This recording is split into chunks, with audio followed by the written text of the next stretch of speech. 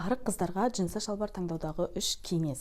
Парақшама тіркеліп кетіңіздер, постты сақтап алыңыздар. Стильге қатысты пайдалы ақпарат өте көп. Бірінші кезекте джинсы шалбардың артындағы тігіске мән береміз. Дәл мына тігістің доға тәріздес емес, 3 бұрышты болғанын қадағалаңыздар. Неғұрлым ол тігіс 3 бұрышты болса, соғұрлым ол сіздің жамбасыңызға көлем беріп, оны көтеріп, әдемі етіп көрсетіп тұрады. Екінші, джинсы шалбардың артындағы қалтаға мән беріңіздер. Джинсы жиналып тұрған кезде оның қалтасы ауының деңгейінен әлдеқайда жоғары болған дұрыс.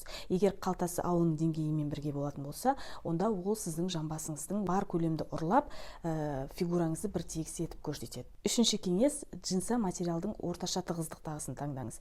Джинсаның өзі дөрекі қытырлақ материал, егер оның үстіне қалыңын таңдайтын болсаңыз, онда ол фигураңыздағы бар көлемді ұрлап, фигураңызды тақтай етіп көрсетіп қояды. Ал бізге керісінше өзіміздегі бар көлемді әсемдеп, әрлеп, оған визуалды түрде қосымша көлем беру.